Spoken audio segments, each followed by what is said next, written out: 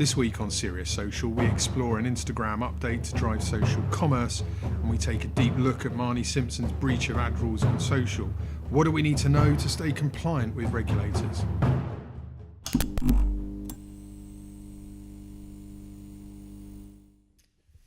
Annabelle, let's talk Instagram. So your blog article had some really interesting stats in it. 80% of people on Instagram are now following businesses. Yes.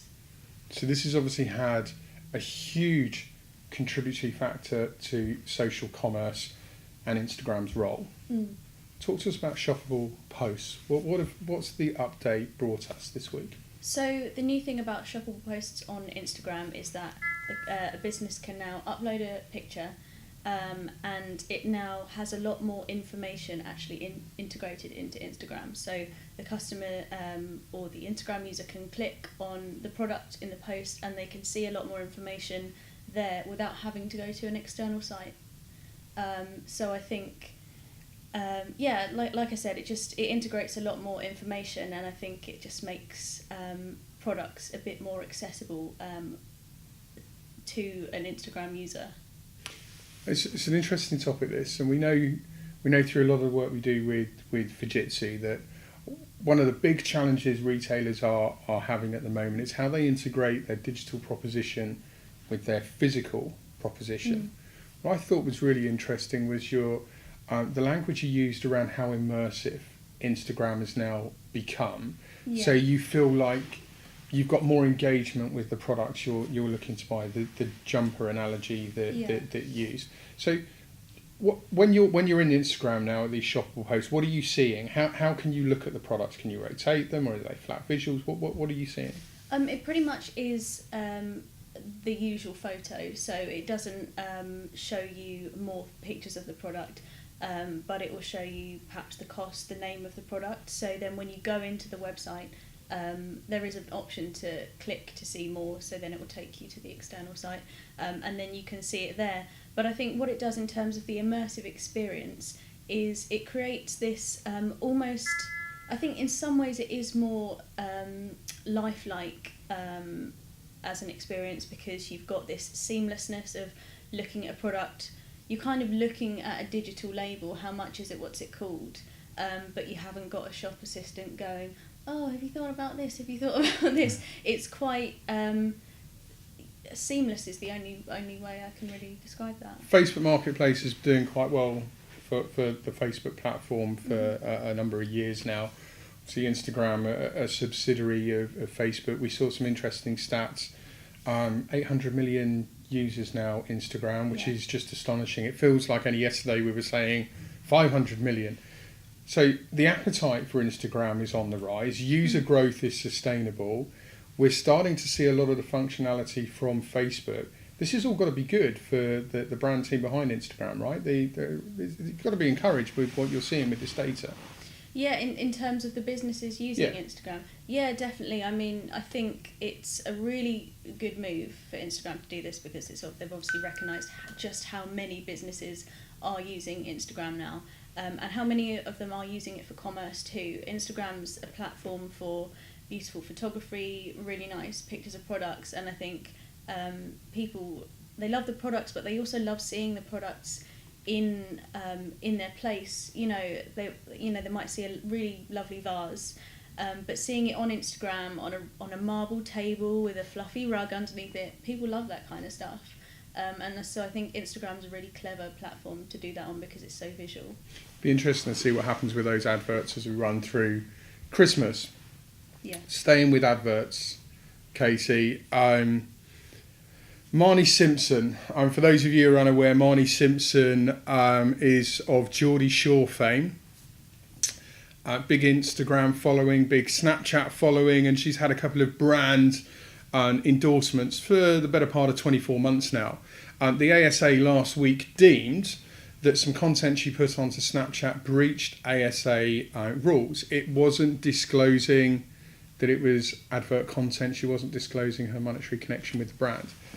We've been waiting for industry to have a big wake-up call, because this has been a problem for too long these adverts that are going out that aren't adverts, that are breaching regulations. It's quite a problem within the ad industry, isn't it? And this last 18 months, it's got to become quite a large problem. So we now have influencers operating and advocating brands and not being very transparent with the customer. But it's actually for me, it's quite interesting. The ASA said they were going to step up targeting influencers, and there's been quite a lot of silence from the brands and agencies alike, who have all sort of stood quietly in the corner and hoped that they don't get caught up in the reputational damage. I don't know if you're aware, but the ASA has no right to fine you. They need to take it to trading standards, and trading standards will deal with the financial penalties. But what they're able to do is publicly embarrass you, damage your reputation, suggest to your audiences and fans that you are not quite telling the truth, that you're trying to dupe them, and that you lose your credibility. So that's kind of the teeth that they have, is then to take that then further on to the trading standards. The challenge is right now with the targeting of influencers is that brands are kind of staying quite quietly in the background.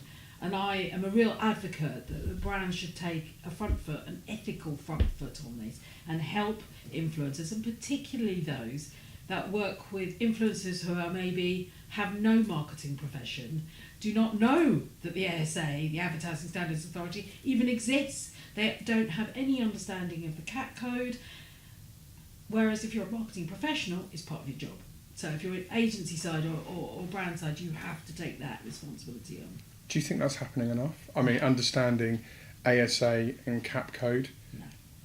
No. And can we excuse that ignorance, or should industry be doing more to champion brands, agencies, individuals, whatever they are, working collaboratively with the authorities to understand regulations? Do you know, I'm quite vociferous about this. Anybody who's ever really met me thinks that I really truly believe, after 30 years, that marketing is a profession. And as a profession, we have to know our subject, our topic. We have to know our industry, and we have to know what qualities and skills we need. And frankly, if you consider yourself a marketer and don't know what the ASA code is and the CAP code is, it's all there. They run training courses if you can't quite manage your way through their website. They are the rules of our industry. Not knowing them is like going to an accountant who's never seen a bookkeeping platform. You know, this is the basics. And unfortunately, there is a shocking number of people who don't know. And I know that sounds like I'm being really harsh, but I feel that if we roll down this road, there are two things that will happen. The first is our consumer audience are going to feel that we do not have an authentic relationship with them, and that can go on to do much, much greater damage for the brand. I also believe that we have a due diligence, particularly as we use more and more micro-influencers, people who come to fame through YouTube or through Instagram, who have maybe 10,000 followers, who are often very young people. We have due diligence to take care of our industry own, and if we're prepared to use them for promotion, then we must be prepared to guard them and support them. And that, so I know I'm being quite aggressive about this, but I just don't think there are any excuses. I find this all fascinating. Facebook's earnings call 2 months ago, BBC Newsroom, immediate future with them, we were talking about 71% up year on year, £3.6 billion profit margin for the end of the quarter. They're on for a truly stellar year. The numbers being flooded into paid social is now astonishing. What I found interesting with the Snapchat example for Marnie Simpson is no further action is going to be taken because the ads have disappeared where it was Snapchat. We know some examples earlier this year and last year that were seen on Facebook and Twitter where subsequent action was taken. Have the authorities made the right decision? Is the warning enough? Or should there be parity with how each social channel is being marshalled when it comes to policing of ads? Well, what the ASA did in the circumstances where it wasn't on Snapchat was ask for the ad to be removed, and it's the same thing they do in traditional media. So if you're in the press, ad needs to be removed, and that is as far as they will go. I think you're going to see this more commonly, and certainly the national papers and the kind of generic topics around this all now cover somebody who's been slapped on the wrist. I think what's really interesting is there's a sign of something because the platforms are doing. So if you are on Instagram, you can add a promotional tag, which allows you to declare, like in the old ways, in the press world, not the old ways, in the press world, you put advertorial when you're writing an editorial piece covered by the brand. It sort of looks a little bit like that, and it's not hugely dominant, but the way they're kind of encouraging brands to use it is they're giving them better metrics. So now in the back end, when you run that, you can also see how many people click through, how long that video might have been viewed. So the metrics are better, which means that you can start to measure the performance of your influencer. So they're kind of offering a little bit of a carrot while the ASA is sort of chucking a stick out there. And I think that is part of all this regulatory change that's going on with platforms, to be more transparent and to encourage people to, along with avoiding fake news, is also not trying to subvert an honest sales message by pretending it's not.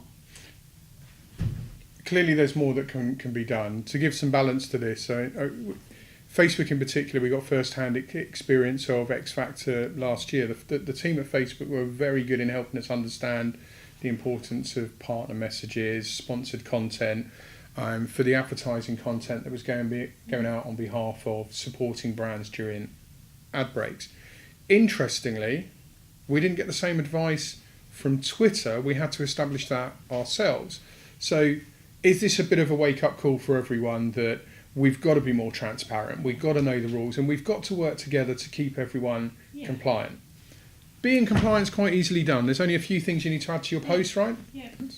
So for those platforms that use a hashtag ad is simply all you have to do. Although with thousands and thousands of hashtags in every post, you can kind of, it's very difficult to see it, but that will be enough. For those that don't, so video, for instance, you need to make a declarative statement at the beginning. So this is an advert, and that can be a bit of text at the beginning that just declares that what this is an advert. Simple to do. Brand reputation stays intact, and you don't become front page news for the wrong reasons. It's quite clear the authorities are going to be taking an increasing focus on this. If you would look at the trajectory of spend across social from a media perspective, it's exciting if you work in the industry. It's shocking if you're probably in other media disciplines whose revenues are perhaps being affected. But the information is there, and work with partners that have the right advice would be something we'd encourage. Next week, we're going to be taking a look at one of Europe's biggest tech events.